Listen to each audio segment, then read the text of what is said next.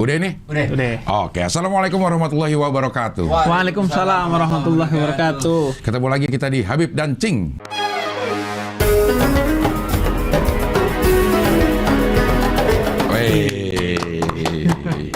Udah masuk episode 14 ini. 14. Kadang-kadang memang konsisten atau istiqomah itu sulit ya. Sulit. Sehingga kata Habibullah bin Alwi Al-Haddad, istiqomah itu nyaris bisa jadi jaminan bahwa orang itu ikhlas. Oke. Jadi kalau mau ngelihat orang itu ikhlas apa enggak, lihat istiqomahnya. Salah satu variabelnya itu istiqomah. Misalnya salat subuh berjamaah di masjid. Ya. Nah, ikhlas apa enggak? Lihat tuh. Lagi hujan tetap sholat subuh di masjid atau enggak? Berjamaah apa enggak? Ya. Atau jangan-jangan di rumah pun enggak gitu. Ya. Kalau lagi adem gitu. Jadi dalam kondisi-kondisi yang berat dia tetap menjalani enggak? Nah, ketika dia tetap menjalani, insya Allah dia ikhlas. Nah, istiqomah itu bisa jadi tolak ukur orang ikhlas apa enggak. Bahkan katanya ini hadis atau Quran apa Allah menyukai hal yang kecil namun berkelanjutan, istiqomah. Iya, hadis itu. Hadis itu. Nabi. Jadi sedikit istiqomah lebih baik dari banyak, tapi sekali-sekali. Iya, musiman. Nah, kita kan sukanya musiman. Iya. Jumat doang, Ramadan doang. Iya. Kencengin ibadah. Iya. Karena kalau istiqomah itu kaitannya sama ikhlas sih. Karena kalau lagi hujan itu kan ketahuan tuh sholat subuh berjamaah. Dia akan nerobos itu demi Allah apa enggak? Kalau nerobos itu demi Allah berarti betul-betul demi Allah dia. Kalau nggak nerobos berarti dia kemarin-kemarin sholat subuh berjamaah di masjid ya karena merasa senggang aja, atau merasa kebetulan bangun aja, atau karena nggak ada halangannya jadi dia melakukan ibadah. Tapi kalau betul-betul ikhlas karena Allah, mau ada hujan, badai, apapun dia tetap jalan. Iya. Termasuk sedekah yang kecil-kecil atau yang kalau dalam keadaan lapang kita mungkin mau bersedekah, tapi pada saat kayaknya agak bangkrut dikit gue nih, uang udah ini, itu udah mulai digoda-goda untuk gak usah sedekah dulu dah gitu. Iya, sedekah itu memang dalam Al-Quran disebutkan dalam keadaan lapang maupun dalam keadaan sempit. Iya. Kadang-kadang kalau lagi sempit itu kayaknya ntar aja dah. Iya, alladzina yunfikuna fis sarra'i wad dharra, orang yang disebut salah satu dari 3 ciri orang yang bertakwa, kata Al-Quran, yang bersedekah selain yang memaafkan dan tidak marah kalau dibikin marah. Itu yang ketiga adalah bersedekah meskipun dalam keadaan sempit. Ya itu istiqomah berarti ya. Iya. Ya, tapi di sana disebutnya sedekah. Makanya karena kalau sedekah itu kan tidak mesti sebenarnya dalam bentuk harta. Bisa jadi senyuman. Senyuman itu kalau dalam keadaan dada sempit, pikiran sempit, pandemi sulit bener ya. Iya. Kalau lagi marah, makanya di ayat itu kan kaitannya dengan marah dan memaafkan. Jadi kalau lagi marah tetap senyum itu repot ya. Misalnya ada orang ya, udah lama nggak bayar hutang ke kita. Itu boro-boro kita mau senyum ya. Iya. Tetap senyum kepada dia, tetap ditagih dan tetap senyum, itu kan sulit. Itu dalam keadaan sempit kamu tetap enggak. Makanya salah satu riwayat tentang keagungan sedekah adalah bagaimana Sayyidina Ali bin Abi Thalib itu pernah punya 1 delima dibawa pulang dengan bahagia untuk diberikan kepada istrinya karena istrinya suka banget delima. Udah ketika masuk ketemu istrinya senang, dibagi 2, separuh Sayyidina Ali, separuh Sayyidah Fatimah. Pas mau dimakan ada yang ngetok pintu. Assalamualaikum. Oke, mau minta makanan. Kemudian dikasih tuh separuh oleh Sayyidina Ali ke pengemis, separuhnya baru dibagi 2. 1/4 Sayyidah Fatimah, 1/4 Sayyidina Ali. Jadi itu kan lagi sempit, udah tinggal separuh ya. Iya. Masih dibagi. Kalau kita mah diketok, bukain pintu juga enggak kali. Enggak gitu. Wah, dia mau minjem nih gitu ya. Iya. Malam-malam kayaknya bukan rezeki nih. Bukan rezeki nih, kayaknya ada sesuatu nih, ntar aja dah gitu. Iya. Termasuk tadi yang tiga orang memaafkan orang marah yang gimana tadi? Iya. Jadi ciri orang yang bertakwa itu pertama tidak marah ketika dia diprovokasi. Tidak marah ketika diprovokasi. Iya, wal kadhimina ghaidha. Kemudian yang kedua wal afina 'anin nas. Memaafkan orang yang bikin marah dia. Aduh, sulit ya. Susah. Sulit ya. Itu ciri orang yang bertakwa. Tidak Memaafkan orang. Dipancing marah, nggak marah. Nggak marah. Kemudian memaafkan. Kemudian bersedekah kepada orang yang bikin dia marah. Jadi ada cerita tuh Sayyidina Ali Zainal Abidin. Budaknya bawain kopi terus tumpah. Tuh kopi panas tumpah ke dadanya. Kemudian Sayyidina Ali berdiri gitu, simbol kesal. Kemudian dibacain ayat ini sama budaknya. Bokis. Wal kadimina ghaidha. Kemudian tidak pernah marah orang yang bertakwa itu. Kemudian kata Sayyidina Ali Zainal Abidin duduk lagi, saya nggak marah. Wal afina anin nas, kata budaknya. Dan memaafkan. Saya memaafkan. Kemudian yang ketiga, alladzina yunfikuna fis sarra'i wad dharra. Yang dia bersedekah dalam keadaan sempit sekalipun. Kemudian kata dia, mulai sekarang kamu bebas sebagai bentuk sedekahnya. Wah, bisaan ya dia ya. Iya, bisa aja dia. Bisa aja itu dia. Pentingnya paham Al-Quran. Iya. Nah, minimal kita nonton Habib dan Cimi. Dia buat begini. Iya, itu sulit. Apalagi sekarang di era medsos, kadang-kadang orang marah sama kita tidak melakukan apapun buat ke dia bisa marah ke kita dengan postingan kita gitu. Betul. Apa-apa aja yang bahkan nggak dengan postingan kita, Cing. Kita sukses aja mereka marah ke kita. Kenapa dia yang sukses? Kenapa bukan gua? Banyak ya kayak begitu ya. Iya. Iya. Artinya dia nggak ada urusan, nggak nyambung apa-apa, bahkan nggak kenal. Bahkan mungkin nggak kenal. Bisa saling marah tuh. Padahal nggak merugikan orang itu juga ya. Nggak merugikan dia. Kesuksesan seseorang kan nggak merugikan siapa-siapa harusnya. Sebenarnya. Tapi orang pada gampang marah ya. Pada gampang marah. Iya. Itu penyakit hati, iri. Ya. Oke, tapi di kali ini kita tidak akan membahas tentang ciri-ciri orang bertakwa. Kita akan membahas surat At-Takasur. Ini surat ke-102 urutannya. Artinya ini adalah bermegah-megahan. Iya. Bermegah-megahan. Hedonis ya. Hedon. Zaman sekarang itu namanya hedonis. Hedon, At-Takasur ini hedon. Ini Makkiyah ya? Ini perdebatan. Ada yang bilang Makkiyah, ada yang bilang Madaniyah. Yang bilang Makkiyah tapi lebih kuat. Para mufassir lebih kuat menyebutnya ini Makkiyah, tentang dua suku Arab yang saling bermegah-megahan. Dia bangun 2 lantai, satunya 3 lantai, sini naikin 4 lantai, satunya beli mobil, ini beli mobil juga. Pokoknya bersaing dalam hal-hal yang sifatnya duniawi untuk kepentingan memenuhi nafsu dia, bermegah-megahan kepada tetangganya atau kepada suku lain. Karena harta pada saat itu kan simbol prestis ya. Orang Arab itu harta, kepemilikan harta simbol prestis di zaman itu. Ya sebenarnya sampai sekarang semua orang gitu ya. Tapi terutama di Mekah ya, karena kalau di Madinah kayaknya lebih adem ya kehidupan ya. Kehidupan katanya orang yang pernah ke Mekah dan ke Madinah itu katanya Madinah lebih adem. Iya. Berasa apa ya? Nggak tahu ya. Berasa mungkin cuaca sih sama ya, nggak terlalu ini. Teman orangnya juga lebih. Iya. Mungkin karena memang dari sejarah kan Nabi itu jauh lebih disambut di Madinah ketimbang di Mekah. Iya. Kalau Mekah itu pertama dia sembunyi-sembunyi. Kemudian setelah Fathu Mekah juga berdasarkan karena umat Islam sudah kuat. Jadi unsur keikhlasannya tuh mungkin berbeda dengan Madinah. Kalau Madinah kan langsung Nabi diterima oleh orang-orang Ansar secara besar-besaran, dan kemudian bahkan dirayakan kehadiran Nabi Muhammad. Itu yang tolak al-badru. Jadi sudah disambut Nabi Muhammad dari jauh-jauh hari, dari jauh-jauh tempat sudah dilihat. Itu di film The Message, Anthony Quinn, di orang ada yang naik pohon, Rasulullah udah datang. Kemudian tolak al-badru, telah datang Rasulullah, sambutan kepada Rasulullah. Padahal saat itu belum terlalu besar Islam ya. Iya, sama sekali.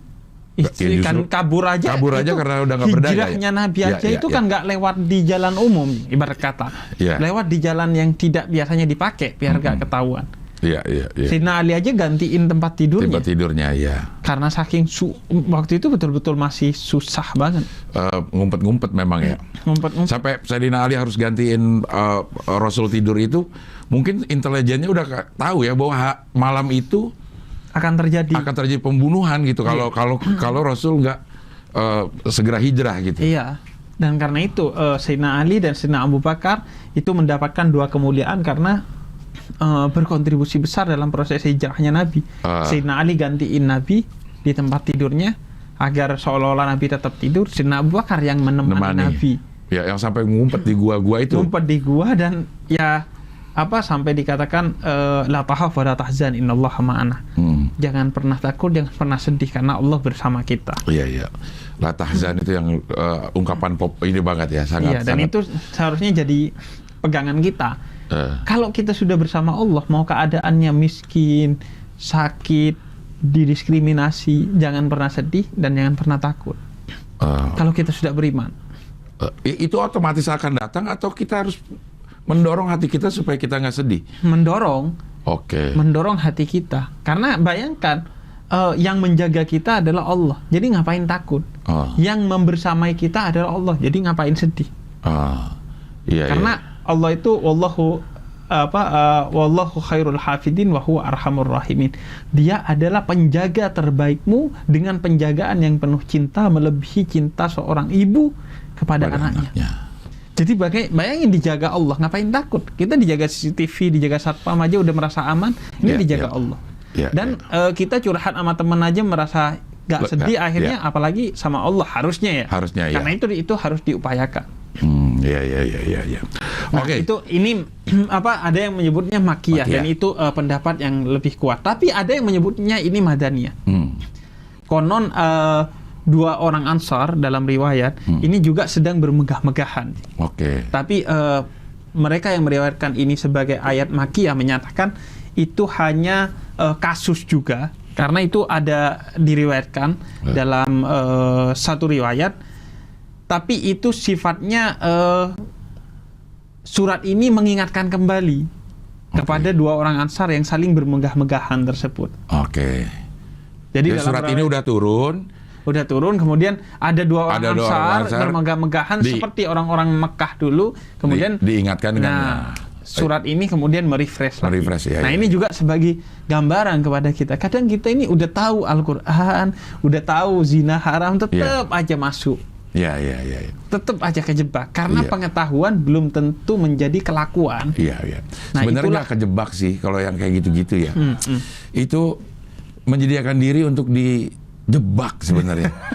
Karena kan perbuatan-perbuatan yang kayak gitu udah ketahuan ini nggak bagus, ini bagus, tapi kita milih yang nggak bagus itu ya. Makanya kalau di tradisi ilmu pesantren, ilmu itu laku. Jadi ilmu itu ya kelakuan. Kalau nggak jadi kelakuan ya bukan ilmu yang sejati. Makanya di mereka itu diajarin akhlak, yaitu berlaku dengan baik sesuai dengan ilmunya. Jadi makanya ada yang kisah apa ya, yang dia belajar 10 tahun, 8 tahun belajar adab, 2 tahun belajar ilmu. Iya. Memang sebegitu pentingnya adab itu. Iya. Dan banyak ulama yang ngajarin misalnya at-takasur ya. Besok at-takasur lagi sampai bertahun-tahun tetap at-takasur. Kata gurunya bosen nih. Kata muridnya bosen nih, ganti nih. Kemudian kata dia, emang udah diamalkan. Bahkan kan kita pernah bahas tuh bahwa wal asri aja kata Imam Syafi'i, kalau seandainya orang pegang itu dia selamat di dunia dan akhirat. Udah gak usah ngaji yang lain dulu deh, wal asri dong. Wal asri aja dijalanin, dijadikan sebuah tindakan, bukan sekedar hafalan. Iya. Itu aja udah cukup. Makanya diingatkan kembali orang-orang Ansar. Nah, nama lainnya ada nama lain nih, Jing. Nama lainnya? Al-Hakum ya, biasa Al-Hakum mutakasir. Al-Hakumnya jadi nama ayat, artinya kelengahan. Lengah. Karena biasanya yaitu tadi orang udah tahu ini haram tapi lengah. Dia kejebak lagi atau menjebakkan diri lagi. Memasukkan diri sendiri sebenarnya ke kubangan dan itu. Dan bahayanya karena dia mikir ntar taubat. Salah satu dosa yang paling serius adalah dosa yang diremehkan. Walaupun dosa itu kecil. Ntar tobat. Ntar mati loh. Padahal belum tentu sempat tobat loh. Udah mati duluan. Udah mati duluan, ya. Sama juga disebutnya surat Al-Maqbarah, seperti di ayat keduanya. Al-Maqbarah ini artinya pekuburan yang banyak. Jadi makbarah ini kayak lokasi kuburan tapi banyak gitu. Iya. Oke, kita masuk ke ayat pertama. Ayat pertama. Al-hakumut takatsur. Bermegah-megahan telah melalaikan kamu. Iya. Wah, ini pasti nggak tahu ya. Cuma mungkin kita bisa merasakannya bahwa pada saat kita dikasih nikmat, dikasih harta, dikasih kuasa, gitu emang cenderung melengahkan. Bahkan kayaknya menggerogoti nilai-nilai manusia kita sendiri gitu. Betul. Iya. Jadi bermegah-megahan di sini dalam hal-hal yang sifatnya kenikmatan duniawi. Itu bisa berbentuk harta. Tapi jangan lupa bisa juga berbentuk anak. Bisa juga berbentuk anak. Misalnya, yaitu merasa dengan banyak anak dia kemudian bangga. Iya. Atau yang lagi sekarang ngetren tuh, bahwa karena orang memutuskan untuk tidak punya anak, child free, iya. Karena dia punya uzur, iya. Kemudian diceng-cengin, dipojokin dan lain sebagainya. Maka jangan bermegah-megahan dengan kenikmatan yang sifatnya duniawi. Iya. Atau mentang-mentang dia udah punya anak, iya. Kemudian tiap kondangan, anak udah berapa? Padahal udah tahu gak punya anak. Iya. Kapan mau punya anak? Nah itu pertanyaan. Nunggu apa sih lo? Nah iya, nunggu apa sih lo? Nunggu dikasih. Iya. Orang nggak tahu betapa mereka juga melakukan usaha-usaha berbagai daya. Iya. Dan pertanyaan itu mungkin kayak sepele, padahal itu sangat menyakitkan orang. Iya. Maka jangan bermegah-megahan, jangan menyudutkan orang dengan itu, dengan harta dan lain sebagainya. Karena pada dasarnya orang kaya itu nggak dilarang dalam agama. Abdurrahman bin Auf kaya, Sayyidah Khadijah kaya, Nabi Sulaiman kaya, Utsman bin Affan juga kaya. Utsman bin Affan kaya, gak ada masalah. Allah gak pernah melarang kita kaya. Bahkan Nabi Sulaiman dipuji oleh Allah karena kekayaannya. Iya. Yang gak boleh itu dengan kekayaan itu kamu bermegah-megahan, membuat kamu lupa diri, mendiskriminasi orang lain dan lupa kepada haknya Allah untuk zakat. Kalau itu harta, kalau kuasa juga. Semua yang bersifat duniawi, kuasa, terus followers, kemudian umat. Ini kritik ke dalam nih, otokritik. Punya banyak-banyakan umat. Wah, umat gue segini. Itu kan kadang terjadi di beberapa tokoh agama. Merasa bangga dengan kepemilikan banyak umat. Atau influencer merasa bangga dengan kepemilikan banyak followers. Pokoknya semua yang bersifat duniawi, itu cenderung melalaikan ya akhirnya ya. Iya, kalau dia melalaikan maka dia disindir oleh ayat ini dan nanti akan menjadi orang yang mendapatkan konsekuensi seperti akan dibahas di ayat-ayat setelah ini. Setelahnya, iya. Jadi awalnya pertama bermegah-megahan telah melalaikan kamu. Iya. Kita masuk yang kedua, Bib. Oke. Di ayat kedua, hatta zurtumul maqabir. Nah, ini yang termasuk nama suratnya, Makbaroh, ya. Sampai kamu masuk ke dalam kubur. Sampai kamu masuk ke dalam kubur. Ya. Makbarah itu adalah pekuburan, tapi dalam bentuk jamaknya banyak. Ya, artinya bahwa mereka itu kecintaannya ke duniawi sampai mereka mati. Jadi sampai mereka mati, ketika mereka lengah akan urusan-urusan duniawi, itu akan terus melekahkan mereka. Tidak ada yang bisa membatasinya kecuali maut. Mati. Iya. Karena dia tidak punya bayangan tentang akhirat, itulah masalahnya. Sehingga dia bermegah-megahan di dunia seolah-olah kehidupan ini hanya kehidupan dunia. Karena itu amal soleh selalu digandeng dengan aman billah wal yaumil akhir. Percaya kepada hari akhir, bukan hanya kepada Allah, itu menjadi penting agar kita tahu bahwa hidup nggak hanya di dunia. Itu yang pertama maksud dari sampai kamu telah menziarahi kuburan-kuburan. Ya.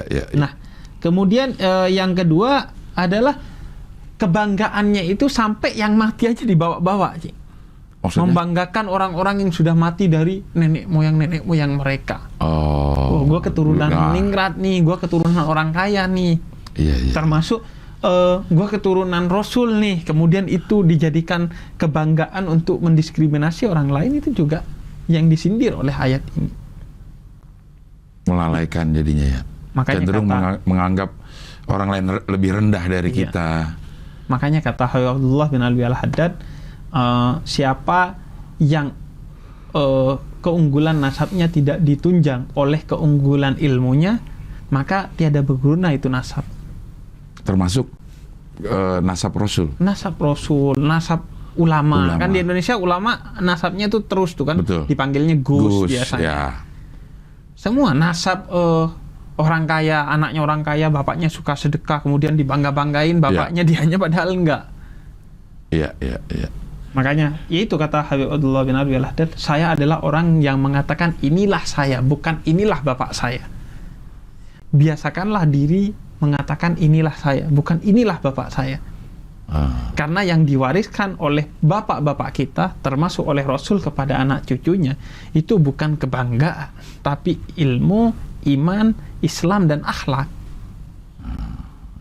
Bukan kebanggaannya, bukan privilege ini, tapi justru tanggung jawab. Iya. Dalam segala hal. Mau keturunan raja, keturunan penguasa, itu harus dilihat sebagai tanggung jawab. Ya. Supaya kita juga bisa berlaku atau mempunyai sifat yang sama dengan kebanggaan kita. Nenek moyang kita gitu. Jadi kita harusnya jadi pelaut. Iya, nenek moyangku seorang pelaut. Iya. Makanya kalau jadi petani berarti gak bangga sama nenek moyang. Tapi petani itu sudah ada lagunya, Diana, anak paman petani. Paman petani. Ya, Kus Plus sudah ada. Masuk ada juga. Semua berarti. Ada semua, ya. Nah, kemudian puncaknya, naudzubillah min dzalik. Jangan-jangan sampai kita jadi Fir'aun. Jadi bersaing kepada Tuhan. Sampai titik mana kita dianggap bisa bersaing sama sama Tuhan? Iya. Pada saat kita sudah apa tuh? Iya, artinya kalau kita tafar'ana itu kan artinya takabbar. Ke-Fir'aun-Fir'aunan artinya itu sombong. Maka ketika kita sombong, maka itu sudah mewarisi sifat-sifat Fir'aun. Mulai menyaingi Allah. Contohnya, Jing, kita ngasih ke orang lain dengan perasaan, apalagi kata-kata, ini kalau gak dikasih gue mati nih orang. Ini kan berarti nyaingin Allah. Padahal hidup dan matinya manusia ada pada Allah. Kalau nggak karena gue, dia nggak bakalan tuh dapat rezeki itu. Iya, nggak bakalan jadi kayak gini tuh dia. Lu tahu nggak si itu tuh, dia sukses kayak sekarang karena gue tuh. Wah, itu sesuatu yang maksudnya lumayan sering terlintas yang kayak terlintas gitu. Melihat seseorang, melihat sesuatu yang memang kita punya andil sebenarnya. Memang punya andil dalam keberhasilan itu. Betul. Tapi kan bukan untuk disombongkan, bahkan bukan untuk dikenang, tapi untuk dipersembahkan kepada Allah, bukan untuk. Dan kebaikan itu bukan untuk dia kok. Allah jelaskan, in ahsantum di anfusikum. Setiap kebaikan yang kamu lakukan kepada orang lain itu untuk kebaikan dirimu sendiri, bukan untuk orang lain. Jadi lakukan kemudian lupakan. Rumus ikhlas. Seperti ketika kita pagi-pagi boker.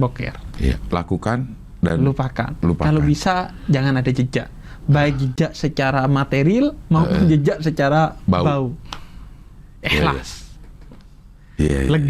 Lega segala macam. Iya. Jadi jangan sampai kemudian kita lengah kepada hal-hal yang sifatnya lebih penting, yaitu akhirat. Jadi berlomba-lomba dalam urusan kebaikan dan takwa. Itu yang dia katakan dalam ayat yang lain dalam Al-Quran. Ya.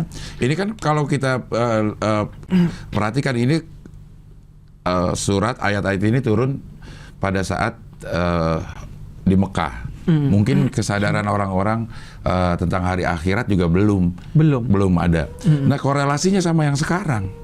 Kan sebenarnya informasi bahwa nanti akhirat ada tuh sekarang udah hampir semua orang tahu. Tapi kenapa orang masih bisa lalai gitu? Iya. Ya itulah yang dimaksud lalai. Dia sudah tahu, tapi itu tidak sampai masuk ke dalam hati dan pikirannya, sehingga tidak merubah keyakinan dia.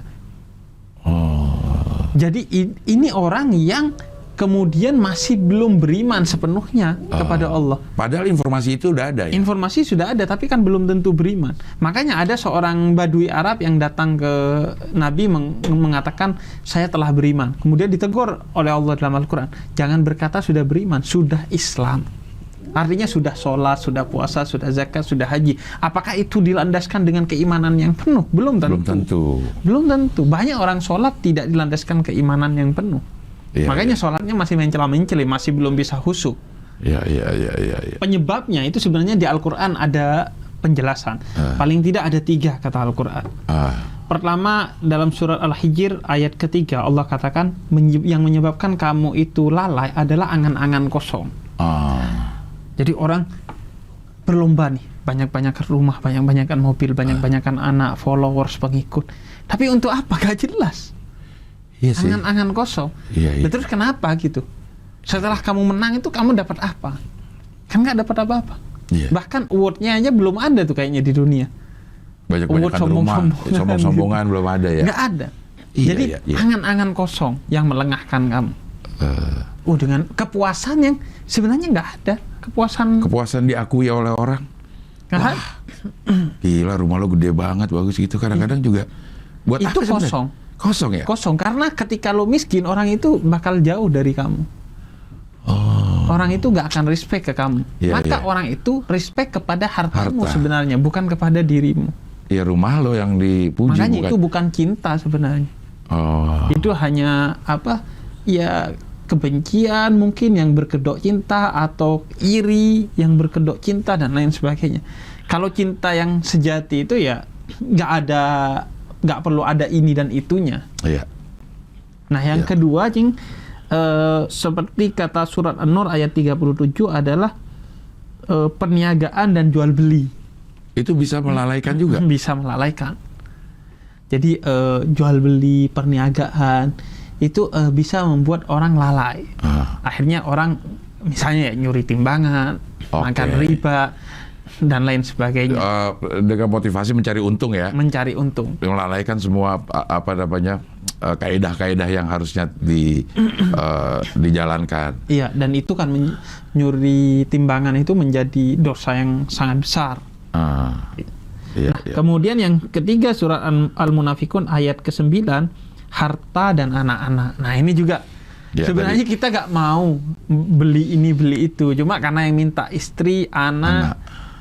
Jadi ya udah. Kemudian harta, karena banyak harta, kemudian ngerasa kayaknya gue dicintain deh sama Allah, buktinya kaya. Padahal ada jebakan istidraj dalam Islam.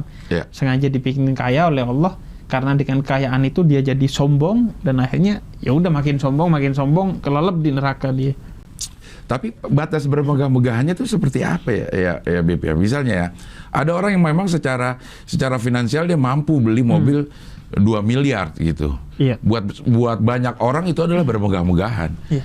Tapi buat dia ya fungsional aja. Mobil 2 miliar ini memang nggak ada niat untuk bermegah-megahan. Nah, itu nggak dilarang kalau yang seperti itu. Kalau kita merujuk ke ayat ini, Cing, sebenarnya dijawab oleh takasur. Takasur itu maksudnya 2 orang atau lebih yang saling bersaing untuk kepentingan persaingan, bukan untuk kepentingan fungsi dirinya. Makanya disebutlah kasur. Jadi bukan memperbanyak harta. Memperbanyak harta silakan ya. Yang tidak boleh adalah bersaing banyak-banyakan harta untuk kepentingan sombong-sombongan nih, 2 orang atau lebih. Makanya tadi asbabun nuzulnya kan 2 orang Ansar atau 2 orang Mekah. Jadi secara fungsi gak ada. Makanya itu angan-angan kosong aja. Gak ada fungsinya. Apa fungsinya? Konteks bermegah-megahannya atau konteks mempunyai barang mewahnya itu bukan fungsional yang dipermasalahkan. Betul. Tapi ya saling bersaingnya yang angan-angan kosong itu buat apa juga. Dan itu biasanya menjadi celah bagi setan untuk masuk. Dan menjadi celah bagi perusahaan juga untuk masuk. Sengaja. Iya benar. Dikompor-komporin. Iya. Padahal ya secara fungsi ya sama aja. Misalnya saya, Cing, misalnya selalu beli HP karena fungsi. Tidak karena pengen megah-megahan gitu. Ya ketika kita Bahkan ketika kita butuhnya kameranya ya nyari HP yang kameranya bagus. Meskipun mungkin dalam beberapa hal lain kurang gitu. Ya. Karena kita konten kreator ya udah yang bagus kameranya aja. Karena kalau audio kan bisa diakalin pakai beli audio eksternal gitu. Jadi memenuhi kebutuhan jangan keinginan, apalagi kelucuan. Nah, karena semua akan lucu pada waktunya, sabar aja lu. Nggak usah dicari-cari gituan ya. Nggak usah ya. Karena ada tuh, ini biasanya ke mall gitu. Wah lucunya, dia beli. Padahal nggak pengen, nggak butuh. Karena lucu doang. Pas nggak lucu, dibuang. Makanya akhirnya mubazir. Akhirnya innal mubadzirin kanu ikhwanus syayatin. Akhirnya jadi saudaranya setan karena kemubaziran itu. Makanya kata Nabi Muhammad, pernah tuh ada orang datang kepada Nabi Muhammad dalam hadis riwayat Muslim. Jangan pernah menumpuk harta dalam konteks duniawi, karena yang kau makan akan jadi kotoran, yang kau simpan akan jadi warisan, gak ada gunanya untuk diri kita. Dan jauhilah angan-angan, karena seandainya Bani Adam ini maksudnya manusia diberi 2 lembah isinya emas full, maka dia akan minta lembah ketiga. Iya. Gak ada selesainya lu cari dunia. Serius gak ada selesainya. Iya. Gak ada. Buktinya, Cing. Yang udah kaya-kaya itu di DPR Irlandia, Cing. Iya, Irlandia jauh. Jauh DPR Irlandia tuh orang yang sudah kaya, Cing, masih aja korupsi, Cing. Buktinya ya. Iya. Dan bahaya tuh. Mikir, kalau gua udah punya mobil dan rumah, gua udah mau berhenti. Gak ada. Itu kata Rasul, bukan kata kita. Kata dan terbukti Rasul. di DPR Irlandia. Iya, DPR Irlandia udah punya rumah banyak ya. Masih aja. Udah punya pulau, masih aja. Udah punya segalanya, dia masih aja. Itulah kemudian perasaan cinta dunia, hubbud dunya, itu karena itu menjadi sangat berbahaya. Dan saking berbahayanya sehingga ayat ini di terakhir itu, di ayat kedua disebutkan bahwa hatta zurtumur maqabir. Maqabir itu artinya adalah TPU. Iya. Jadi akar katanya itu adalah makbarah. Makbarah itu artinya tempat pemakaman. Tempat pemakaman. Kubur itu artinya makam. Makbarah itu pemakaman. Maqabir itu pemakaman. Jadi ini untuk juga menyindir bahwa konteksnya adalah orang yang terus memperbanyak. Jadi satu kuburan nggak cukup banyak, dibanyakin. Udah banyak kuburan nggak cukup, ditambah TPU. Iya. Orang, nah itu kecintaan kepada dunia itu menjadi sangat berbahaya. Makanya Imam Hasan al-Basri, salah satu sufi pertama, seorang murid dari Imran bin Husain al-Khuzai. Ini sahabat Nabi. Imam Hasan al-Basri seorang sufi yang sangat terkenal dan di era awal, dan Imam Hasan al-Basri ini murid dari Khuzai yang seorang sahabat di zaman Sayyidina Umar diutus ke Basrah dan hingga wafat di Basrah dan menjadi orang paling alim di Basrah. Basrah itu Irak. Iya.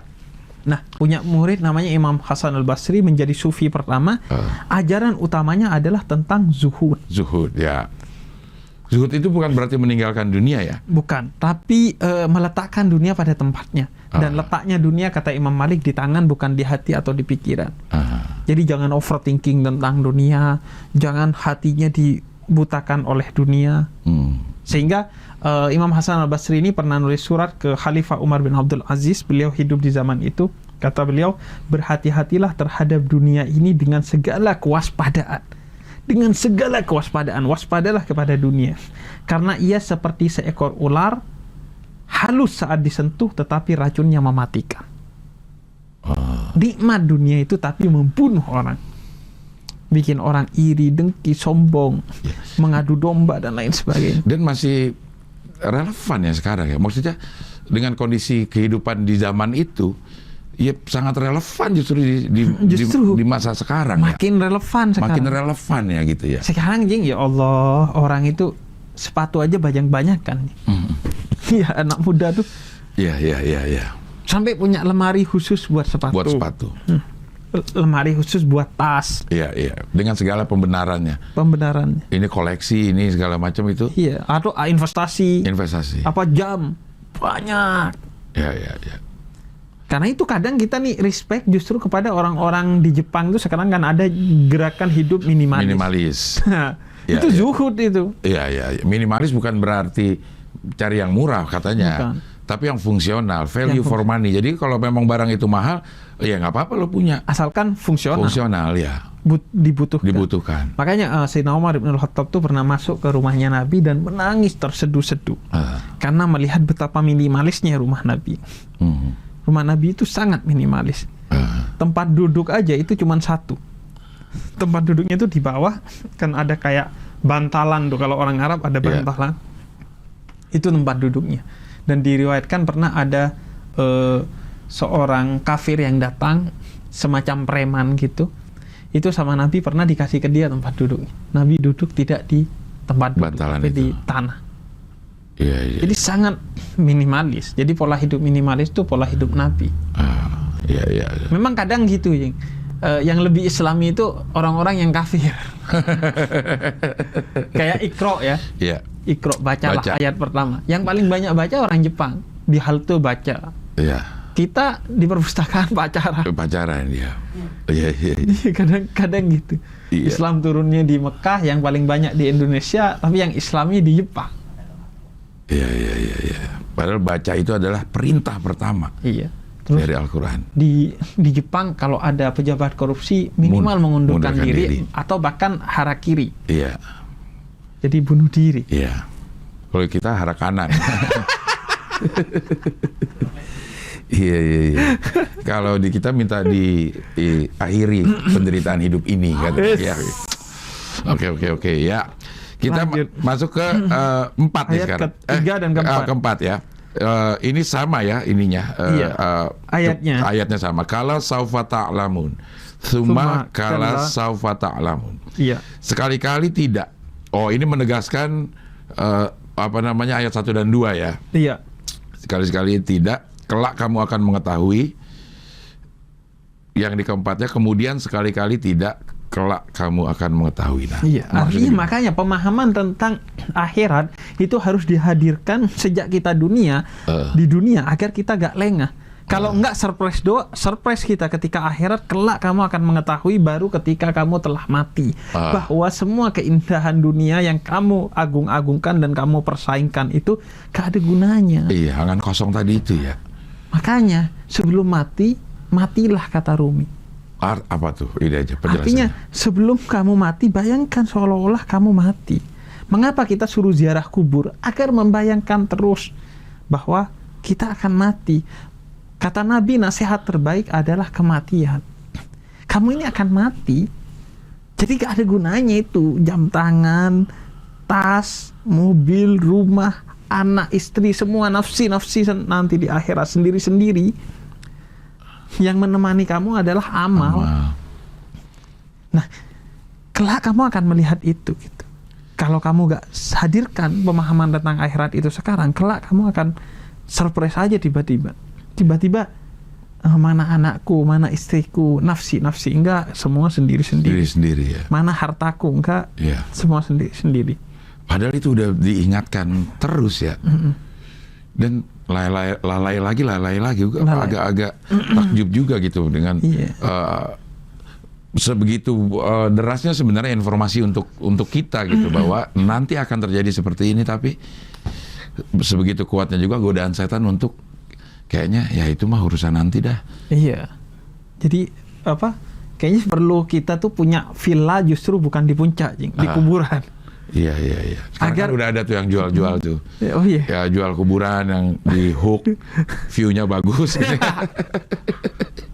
Jadi dengan lihat kuburan diharapkan ingat akhirat kita tuh. Iya. Makanya pentingnya ziarah kubur itu.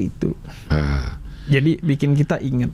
Karena orang kalau udah ingat akhirat, nggak kira duniawi. Nggak kira duniawi. Atau minimal akan mengontrol nafsu duniawinya dia. Akan terkontrol. Sebenarnya ini bisa dilakukan oleh orang-orang tertentu atau sebenarnya semua umat bisa melakukan ini, mengontrol dunia? Apa cuman level sufi aja yang bisa ya dengan zuhudnya segala macam dan dia bisa mengontrol dunia di tangannya, tidak diletakkan di hati? Apa kita sebagai umat biasa bisa melakukan itu atau enggak? Bisa zuhud itu ya ajaran bagi semua orang. Sebagaimana hadis Nabi tadi. Jadi semua orang bisa sebenarnya, asalkan memang dia berupaya, berusaha. Karena itu kunci dalam sufisme itu adalah riyadhah, latihan. Nggak apa-apa kejebak, tapi latihan terus gitu. Misalnya salah satu bentuk latihannya, Ane punya tradisi Cing, kalau beli barang baru, barang lama disedekahin. Gitu aja deh, coba. Jadi beli jam baru, jam lama disedekahin, jangan disimpan. Karena ketika disimpan, ujung-ujungnya itu jadi sampah kok. Iya, lihat deh, jadi juga, sampah. Iya. Kita emang mungkin sayang yang mau ngasih. Bahkan kadang orang nih yang mau jual aja sayang, disimpan dulu. Akhirnya padahal jadi sampah. Termasuk baju juga begitu tuh. Rumah orang modern itu tempat sampah. Iya. 30% barangnya sampah atau bahkan 70% barangnya sampah. Artinya barangnya baru tapi nggak kepake. Itu ya sampah. Didemin aja ya. Ya. Beda dengan yang fungsional tadi ya. Iya, kalau fungsional. Sangat beda gitu. Iya. Sekarang segala hal bisa menjadi beli tanpa fungsi. Banyak, misalnya trennya di Indonesia itu beli buku nggak dibaca. Dari dulu kayaknya itu sih. Dari dulu. Apalagi kalau bukunya buku suci. Iya. Al-Quran. Iya. Karena kita takut mengotori. Iya. Jadi biarkan dia suci terus. Aduh. Iya. Suci terus sampai berdebu tuh. Sampai berdebu ya. Suci dalam debu katanya. Suci dalam debu. Tayamum. Iya. Nah ini ayat 5 sampai 7 nih kayaknya bisa langsung. Iya. Tadi summa kala sawfa ta'lamun ini 5, 6, 7. Kala lau ta'lamuna ilmal yakin latarawunal jahim summa latarawunaha ainal yakin summa latus aluna yauma izin anin naim. Oke, kita ke 5 dulu. Kala lau ta'lamuna la ta'lamuna ilma yakin. Sekali-kali tidak, sekiranya kamu mengetahui dengan pasti. Maksudnya ini apa? Mengetahui apa ini? Bahwa hati-hatilah jika kamu mengetahui dengan pengetahuan yang yakin, niscaya kamu benar-benar akan melihat neraka jahim dan sesungguhnya kamu benar-benar akan melihatnya dengan ainul yakin. Artinya seorang yang benar-benar menghadirkan keyakinan tentang akhirat, maka dia akan mengetahui bahwa hedonisme itu akan menjadi ancaman yang dahsyat bagi kehidupan akhiratmu. Oh, iya. Jadi, karena kadang kita juga sedikit ada melalaikan akhirat karena kita tidak ainul yakin, nggak lihat dengan mata kepala sendiri, belum melihat dengan mata kepala sendiri, sehingga kadang-kadang itu bisa melalaikan juga ya. Iya. Dan kedahsyatan dari hedonisme ini disiapkan satu jenis neraka sendiri, yaitu neraka jahim. Untuk mereka yang berlomba dalam kehidupan dunia ini. Mereka yang terjumus dalam hedonisme itu. Iya. Nerakanya khusus. Iya. Berarti memang banyak orang yang seperti dapat privilege. Neraka premium. Neraka premium dikhususkan untuk orang-orang yang alhaqumut takasur. Emang banyak berarti udah dipastikan banyak orang yang terjerembab ke neraka gara-gara bermegah-megahan. Dan karena mereka nanti surprise bahwa ternyata mereka banyak, ternyata itu salah. Karena tadi yang Cing Abdel bilang ya, mereka biasanya cari pembenaran di dunia itu. Mereka merasa itu gak dosa, mereka merasa itu gak salah, mereka merasa itu gak buruk, sehingga ya udah semakin hanyut aja. Seperti orang istidraj itu, semakin hanyut, dia malah merasa Allah baik ke dia, makanya terus dikasih kekayaan. Makanya kelalaian, ini poin utamanya adalah kelalaian. Makanya para sufi itu justru kaget dan berhati-hati, waspada ketika dia dikasih nikmat terus. Nikmat ini kan nggak mesti harta ya. Dikasih nikmat terus, sehat terus, dia justru hati-hati dan menangis. Sambil bermunajat, ya Allah undur ila abdik, ya Allah lihat saya, kenapa saya dikasih nikmat terus. Beda Karena banget kalau sama kita. iya. Karena orang kan memang rumusnya kan manusia itu kalau rintik-rintik ingat mantan, Iya. kalau gempa ingat Allah. Iya. Jadi lebih enak sebenarnya ketika kita miskin dalam perspektif tertentu, karena itu akan bikin kita ingat Allah. Sakit, pandemi ini, bikin kita ingat Allah. Iya. Semua orang sekarang nuntut agar masjid segera dibuka.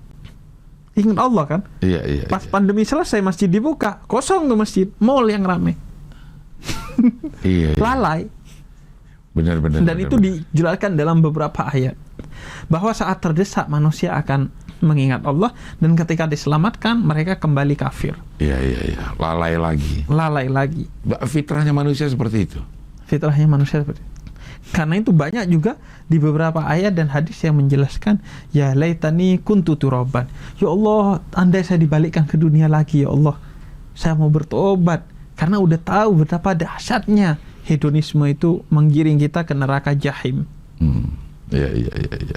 Padahal perbuatan yang maksudnya pada hedon itu, kalau kita berada di circle itu, kita menikmatinya ya. Menikmati. Karena di situ ada harta banyak, di situ ada kuasa banyak, di situ ada kemudahan-kemudahan banyak.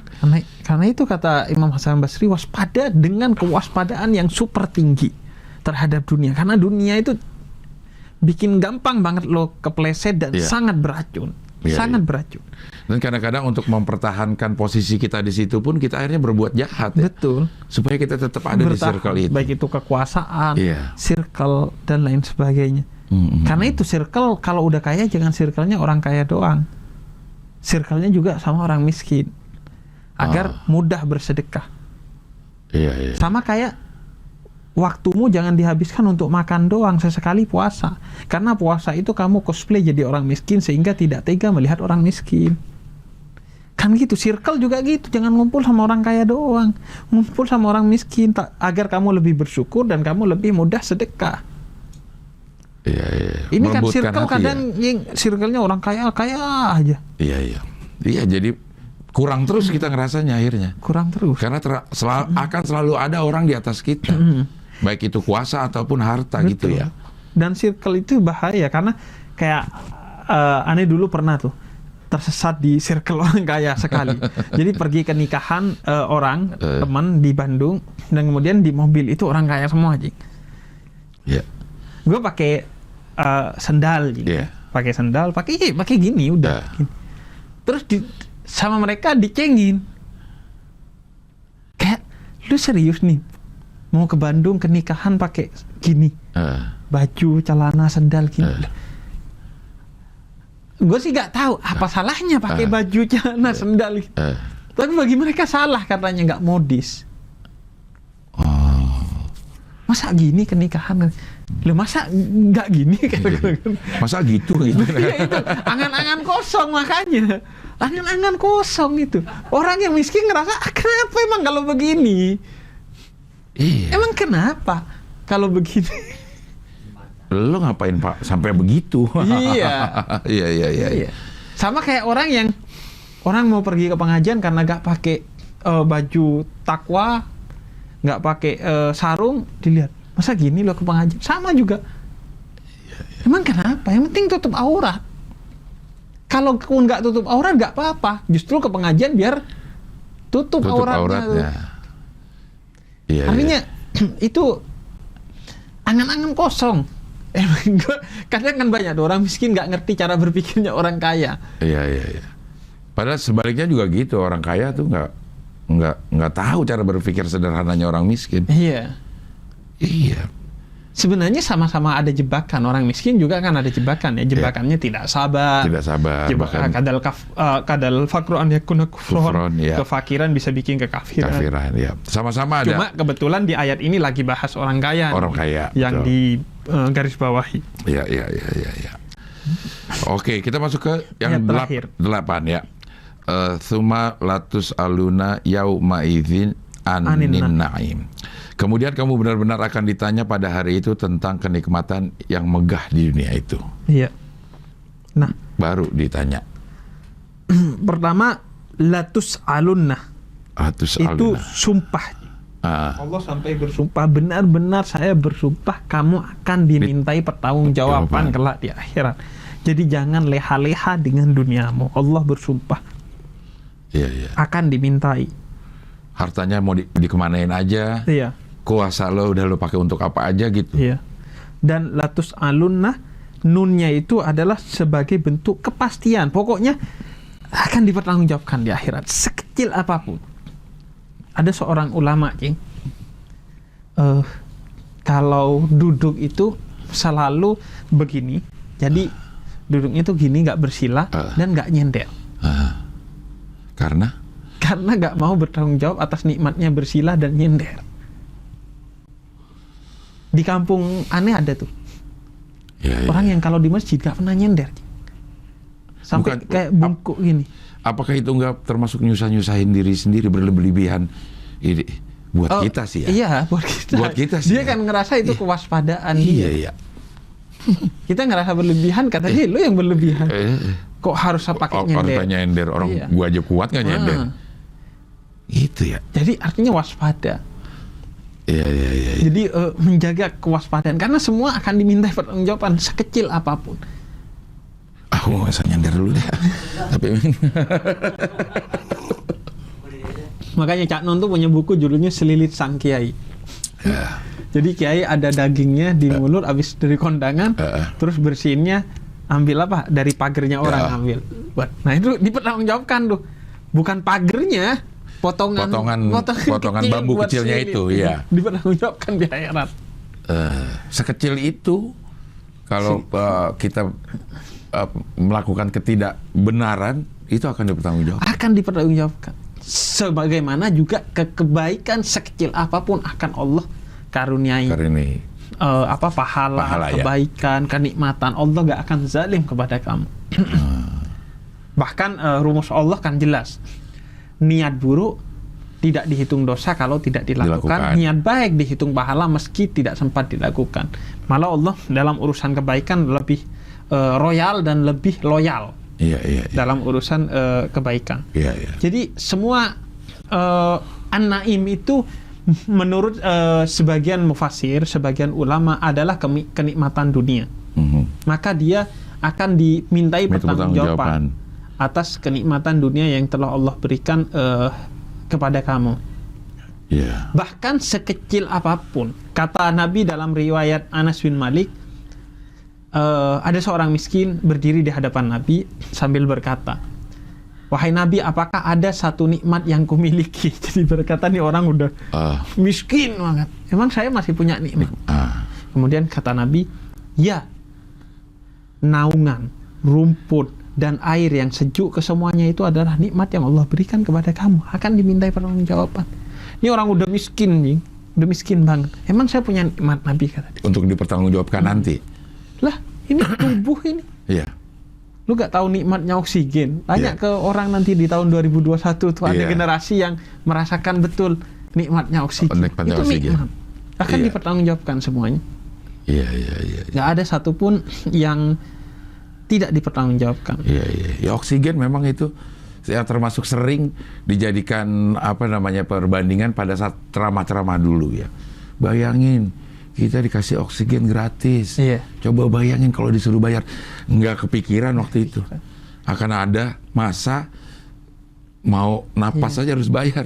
Paling yang kepikiran cuman orang bengek doang. Iya. Iya.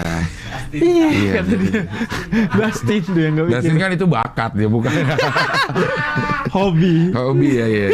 Lebih ke passion kalau Dustin ya. Ternyata Anda di satu masa memang untuk bernapas saja oksigen tuh bayar gitu. Banyak orang merasakan. Iya. Nah, dan juga sebagian mufasir lain menyebutkan kata naim ini kan berakar kata dari nikmat. Nikmat dalam Al-Quran itu disebutkan sebanyak 34 kali. Kalau kata naim 17 kali.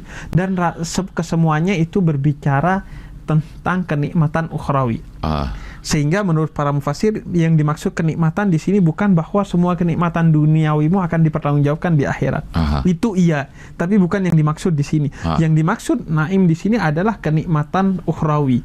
Bahwa kenapa kamu menukar kenikmatan akhiratmu dengan kenikmatan duniamu yang murah ini? Ya. Kenikmatan Ngapain? akhirat itu surga berarti. Surga. Ya. Ngapain lo tukar? Bahkan bukan hanya surga, Jing. Tapi kenikmatan sejak di dunia, orang yang sedekah itu hidupnya bahagia. Serius. Orang yang suka sedekah, orang yang nggak mengejar kekuasaan, itu hidupnya bahagia. Coba deh tanya politisi itu, yang terus mengejar kekuasaan, gak bahagia, ngos-ngosan. Ngos-ngosan benar. Atau kita ini deh, Cing, artis deh, yang terus mengejar stripping dan lain sebagainya. Dalam beberapa hal itu nggak bahagia. Banyak yang nggak bahagia. Banyak yang nggak bahagia. Ngos-ngosan menghadapi tuntutan ini, tuntutan itu segala macam. Iya, bahkan gue pernah nonton tuh wawancaranya Regen. Kata dia, gue sekarang itu ngelawak udah gak bahagia kayak dulu. Iya. Karena udah jadi industri. Industri ya. Udah mengejar. Jadi gak keluar. Iya. Jadi, ya kelihatan enak ternyata. Itu teorinya kan, orang yang di dalam istana ngelihat orang yang di luar istana, wah enak banget. Iya. Orang yang di luar istana ngelihat orang yang di dalam istana, wah enak banget. Semua itu angan-angan. Maka jadilah orang yang tidak berlebihan dalam segala hal. Iya. Dan diniatkan untuk akhirat, mengejar kuasa agar bisa menegakkan kebaikan, mengejar harta agar bisa sedekah, mengejar anak agar bisa soleh. Jangan mengejar anak cuman banyak-banyakan doang. Karena ketika Nabi mengatakan tanakahu taksuru, menikahlah untuk memperbanyak anak, maksudnya anak yang berkualitas, bukan yang ngerepotin orang. Termasuk anak juga harusnya banyak dan berkah. Berkah harusnya. Terus semua anak itu kan rezeki. Rezeki itu harus yang halalan, thayyiban, mubarakan. Mubarak, berkah. Iya. Sedikit tapi jadi pemimpin umat, jadi ulama, jadi presiden. Iya. Karena alhamdulillah. Iya. Daripada banyak jadi beban doang. Beban keluarga. Beban keluarga. Iya. Oke, kita sudah membahas 14 surat sejauh ini. Insya Allah kita akan bahas lagi surat-surat pendek. Sebelum tadi syuting ini, gue bilang ternyata paling tidak ada 14 surat yang gue hafal, tapi ternyata pada saat sholat kok itu lagi. Muter-muter lagi. Itu lagi. Lo Yan juga? Ternyata 14 loh. Kita hafal paling tidak gitu. Padahal editor tuh biasanya kadang nanti lebih pintar dari kita. Karena dia ngulang-ngulang. Bahkan dia nyariin ayat, grafis ayatnya. Iya kan? Iya. Tapi pahalanya juga gede. Iya, amin ya Allah. Iya. Tapi dosanya juga gede. Iya, kalau lo lalai atas kemampuan lo ya. Tiduran. Iya. Oke, Beb, terima kasih. Sama-sama, Cing. Mudah-mudahan kita bisa bahas lagi surat-surat berikutnya. Hampir sampai ke surat-surat berayat-ayat panjang, ayatnya panjang. Tapi kalaupun kita akan membahas surat panjang, kita mungkin ambil ayat-ayat populernya biasa disebutkan, biasa dikutip ya. Dan yang paling penting adalah pada saat kita membahas ini, seperti yang Habib bilang, ilmu itu bukan apa-apa kalau tidak menjadi laku. Iya, dilakuin. Tidak dilakukan ya lo sama juga tidak berilmu sebenarnya. Betul. Iya. Minimal setelah nonton video ini baca Al-Hakumut Takasur, mumpung lagi ingat. Lagi ingat. Karena kadang sesuatu yang lebih nempel ketika dilakuin. Benar. Ketika dilakuin, misalnya ilmu, kita dapat ilmu. Ketika ditulis atau diceramahin, dulu tuh aneh di pondok, itu lebih ngelekat ketimbang nggak diceramahin atau nggak ditulis. Kata pepatah Arab, ma kutiba qara wa ma hufid dafar. Apa yang dihafal bisa lupa, apa yang ditulis akan abadi. Segera lakukan, berhenti bermegah-megahan. Waduh, ya. Oke, baik, terima kasih, Beb. Iya. Mudah-mudahan sehat terus. Amin. Dan kita bisa ketemu lagi di Habib dan Cing episode berikutnya. Wassalamualaikum warahmatullahi wabarakatuh. Waalaikumsalam warahmatullahi wabarakatuh.